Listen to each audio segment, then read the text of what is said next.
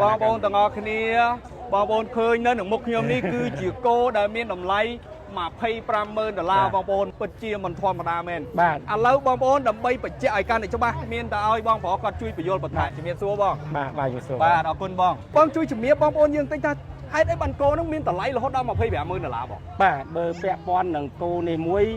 ខ្ញុំសូមណែនាំបន្តិចគោនេះទឹកស្ចាំមកពីកសិដ្ឋាន GM វ៉ាវបាទ407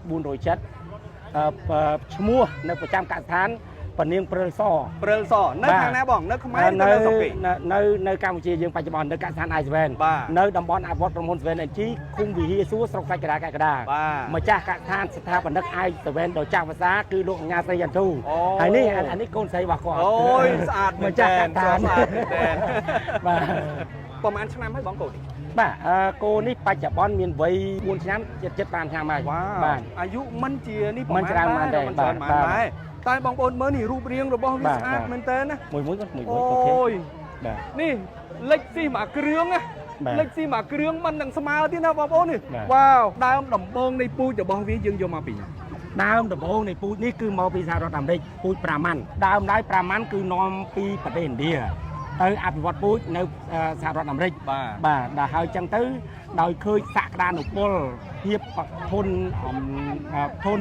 សមស្របធំលះស៊ីមិនរើសសម្របខ្លួនអាកាសធាតុនៅប្រទេសកម្ពុជាយើងអញ្ចឹងលោកអាចារ្យចន្ទធូគាត់បានជ្រើសរើសយកពូជនេះមកចូលរួមអភិវឌ្ឍពូជនៅប្រទេសកម្ពុជារបស់យើងធ្វើឲ្យដើម្បីឲ្យគូមានភាពប្រសើរឡើងលក្ខណៈពិសេសរបស់វាហេតុអីបានជាវាមានតម្លៃរហូតដល់$25,000តើមានចំណុចពិសេសអីខ្លះសេនតិចខាងមេបាជាគោលំដាប់បាទទីមួយទៀតគឺមានរូបសម្រស់តម្រង់ទាំងអស់នោះគឺចូលក្នុងក្រេតគោថាលំដាប់ A បាទលំដាប់យកមកហើយពុកម៉ែបងប្អូនចង់ដឹងថា$25,000នេះសួរថាធ្វើម៉េចបានគោនឹងរកផលចំណេញត្រឡប់មកវិញបានពុកម៉ែបងប្អូនពិតជាឆ្ងល់ហើយថាត្រូវធ្វើម៉េចបាទអ្វីដែលយើងធ្វើគឺយើងចិញ្ចឹមគោបែបបច្ចេកវិទ្យាសម័យថ្មីបាទដោយគោនេះបើនិយាយមែនតើគោនេះគឺជាយើងធ្វើ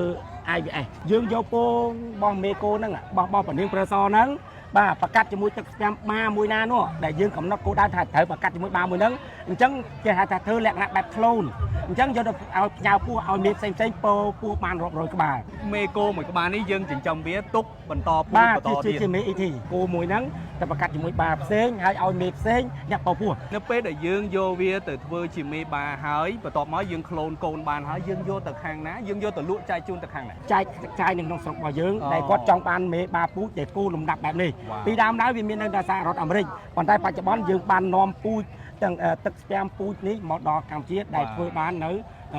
កសិដ្ឋាន I7 របស់លោកអង្ញាសីចន្ទធូជាកូនខ្មែរគឺមានគោលំដាប់ grade A grade B ទៀតមែនទេបងហើយនេះ grade A បងអាចបញ្យល់បន្តិចបាននេះថាតើគោ grade A ហ្នឹងគេមើលទៅលើអីបងចំណុចទី1ពាក់ព័ន្ធនឹងការហ្សែនខាងមេបាបាទខ្សែពូធាខាងមេបាទី2ទៀតតម្រង់នៃគោគេហៅថាការចូលរួមប្រកួតនៅក្នុងទីលានប្រកួតលំដាប់អ្នកអភិវឌ្ឍពូជលំដាប់ជួរមុខនៅលើសកលលោកបាទពិសេសនៅបច្ចុប្បន្ននេះតែម្ដងអញ្ចឹងចំណុចមួយទៀតគឺការផ្ដល់ទិន្នផលនៃកូនបាទអញ្ចឹងយើងឲ្យ grade A ហើយសម្រាប់ពនាងព្រិលសធ្លាប់បានធ្វើការប្រកួតបែបរូបបាទជាមួយប្រទេសអ្នកអភិវឌ្ឍគោនៅប៉ែអឺរ៉ុបហ្នឹងពនាងព្រិលសជាប់លេខ1វ៉ាវបាទពនាងព្រិលសជាប់ធ្លាប់ដាក់រូបប្រកួតគ្នាទូទាំងពិភពលោកពនាងព្រិលសជាប់លេខ1វ៉ាវមិនធម្មតាហើយនេះឈ្មោះពនាងព្រិលសតែម្ដងពនាងលេខកូដ407ប៉ុន្តែយើងដាក់ឈ្មោះឲ្យប្រចាំកសិដ្ឋានពនាងព្រិលសឥឡូវវាអាយុដូចជាខ្ទង់5ឆ្នាំមែនទេបងបានបន្តពូជមួយដងឬណាយើងមានកូននៅក្នុងកសិដ្ឋានយើងរួចហើយពេលក្រោយឱកាសក្រោយយើងនឹងដាក់បង្ហាញកូនរបស់ពនាងព្រិលសអូហើយចុះដល់ពេលកូនពនាងព្រិលសពនាងព្រិលអីយើងអត់ទាន់ដាក់សម្លាក់សិនឥឡូវបងបាទនេះពនាងព្រិលសរូបរាងស្រស់ស្អាតហើយចុះអ្នកឈរក្បែរនេះជាអ្វីបាទនិយាយមែនតើទៅដល់នេះគាត់ជាអ្នកគេហៅថាជាធម្មតានៅលើវិស័យកសិកម្មចំណេះជំនាញមិនប្រកាន់ថាជាមនុស្សប្រុសឬមនុស្សស្រីទេតែបើនិយាយពីធាតុពិតអ្នកពាក់ព័ន្ធនៅលើការចិញ្ចឹមសត្វមនុស្សស្រីគេហៅថាមានចិត្តត្រជាក់ មានក្តីអនុគ្រោះជាងនឹងប្រុសបើនិយាយដូចចំណេះជំនាញមនុស្សស្រីគាត់បកាទៀតហើយដល់នេះគាត់កំពុងតែសិក្សានិងមានបំណងថាคล้ายទៅជាអ្នកចិញ្ចឹមគោហើយអាយ៉ាមើលស្អាតម្លឹងនេះហើយទៅអ្នកចិញ្ចឹមគោបងប្អូនមកជំនួសបែរជាអត់ជឿមែនទេបាទអត់ជឿហើយនេះម្ចាស់កសិដ្ឋាននេះម្ចាស់កសិដ្ឋានមើលឥឡូវសួរម្ចាស់កសិដ្ឋានមួយមានអារម្មណ៍មិនដែរមើលសប្បាយចិត្តសប្បាយចិត្តអត់សប្បាយចិត្តអូខេសប្បាយចិត្តទេកូនមើលកូនជួយប្រាប់ឈ្មោះជូនបងប្អូនយើងមួយបាទកូនអាយ៉ាណាអូឈួតស្អាតមែនតើនេះអរគុណច្រើនបងណាបាទអរគុណបាទអរគុណបងជំរាបលាបង